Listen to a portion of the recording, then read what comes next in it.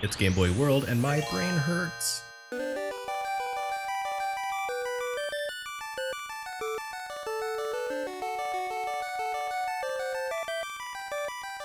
Words like weird and drug fuel tend to be thrown around far too casually when it comes to discussion of old games from overseas, and I find it really annoying. So please understand that I am dead serious when I say that Cyraid is almost incomprehensibly strange. You wouldn't know based on the box art, which consists entirely of a shiny silver robot head and basically looks like some kind of schlocky late 70s sci-fi concept album cover art. Throw in a Neil Peart drum solo or two and you'd be set. As a Game Boy cover illustration, it suggests some sort of one-on-one mental challenge, competitive puzzle game or something. Space chess, maybe.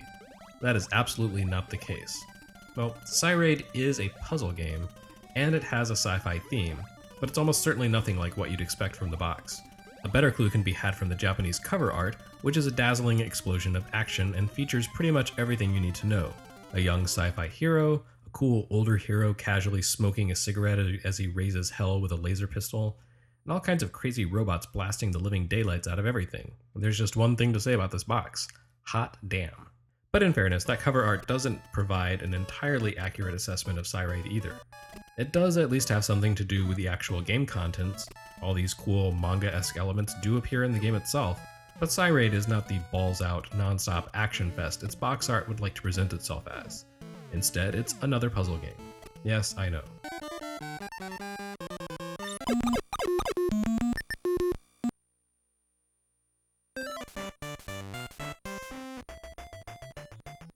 But this one's pretty interesting. Like FLAPPY Special, it would probably be quite notable on any other platform. You know, any system that isn't glutted by puzzle action games the way Game Boy has been, less than a year into its life. Even on Game Boy though, Cyraid definitely stands apart. This is not your average puzzler. For starters, it's weird. Deeply weird. Cyraid tells the tale of two brothers, named Fighter and Warrior, who invade the lair of an evil doctor named Rogue in order to rescue the kidnapped damsel Natasha. In a novel plot twist, Natasha turns out to be the young man's mother, rather than your typical barely legal, barely clad love interest. The rhyme and reason of Rogue's actions are never properly explained, at least not in the US manual anyway, which chalks his actions down to insanity caused by playing too many games published by companies other than Nexoft. Yeah, sure, whatever. Rogue's base consists, perhaps not surprisingly for a Game Boy game, of dozens of single-screen puzzle platform challenges. You take control of either Fighter or Warrior, whose only difference so far as I can tell is a slightly different sprite, to take on the challenges ahead. This is the point at which Cyraid diverges from expectations. Once you begin playing the game, you'll quickly realize that it sets itself apart from its Game Boy peers by featuring almost completely destructible environments. Cyraid features a Lode Runner-like configuration of platforms and ladders, and it gives you the ability to destroy the individual blocks that comprise the stage. Your control over the environment goes far beyond Lode Runner's one block at a time drilling action, however. For starters, you can kick ladders. Stand next to a ladder and kick, and you'll send any portion of the ladder that isn't somehow anchored within the stage flying along the floor as far as it can go before bumping into something or merging with another ladder. You can also kick individual blocks to break them, except of course, clearly distinguished indestructible blocks, knocking down barriers and opening new paths in process. And most importantly, you can kick the E blocks. Each stage contains about half a dozen blocks emblazoned with the letter E, and they serve as the linchpin for the game's objectives. You need to destroy all of these E blocks in order to open a door to the next stage, and much of the strategy involved in playing has to do with creating paths to the E blocks while taking care not to trap yourself in a dead end blocked by encroaching enemies. Given that kicking constitutes your sole ability in Cyraid, it requires some serious mastery. Knowing when and how to kick things is the difference between finishing a level and squandering a life. Punting things to send them flying across the screen is all fairly straightforward. You stand next to the object in question and press in its direction while mashing the attack button. Far trickier is the need to kick ladders while they're lodged against a wall, or even trickier, while you're actually on the ladder. There's a lot to keep in mind while repositioning ladders. It's kind of a commitment. It's entirely possible to leave yourself stranded and unable to reach essential areas of the level if you push away an essential ladder too quickly. And while punting ladders can be a great way to get rid of an enemy momentarily, you need to be mindful of the fact that you'll cause the ladder you're moving to merge with another. This could cause it to become stuck if the second one happens to be positioned between blocks. Once united, two ladder portions can't be separated again. Kicking blocks, on the other hand, is far less permanent than moving ladders, though it represents its own form of danger. Once you destroy a block, it disappears semi-permanently. Blocks also randomly contain power-ups such as a speed booster, extra lives, and even power downs. Many stages also contain a flashing block which allows you to detonate an entire line of blocks, sending everything above crashing down. This is an impressive sight to behold on the humble Game Boy, though like all great powers, it must be exercised with great responsibility. Smashing up the stage can be a valuable desperation trick when you're surrounded by enemies, and in many stages it's essential for acquiring all the E-blocks. But it can just as easily render a stage impossible to complete. It's kind of difficult to reach the upper levels of a maze if you destroy all the floors in the middle, you know? Though again, block destruction is semi-permanent. Blocks don't regenerate on their own. However, once every minute or so, a giant robot stomps onto the screen, and with every screen-shaking step it takes, a random missing block regenerates in place. This is good because it means you can destroy essential pathways and be assured that the blocks you cleared out will eventually come back. But it's bad because you will instantly lose a life if you happen to be standing in a space where a block regenerates. There's zero warning of a regeneration, and there's no way to predict which blocks will respawn, so the giant robot's periodic appearances can be extremely dangerous. The one guarantee you have is that blocks will never reappear on a space occupied by a ladder, so the safest thing to do is hang on to a ladder when the giant returns. Of course, in later levels this means you'll be a sitting duck if any enemies happen to be adjacent to the ladder.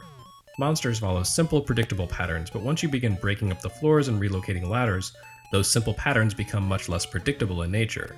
And that's what really makes Cyraid so great. It's an almost painfully limited game in terms of mechanics, giving you a single skill to use against an army of monsters and a few very basic rules of play. But those elements are assembled in such a way as to create the possibility of complex and almost, but not quite, unpredictable outcomes.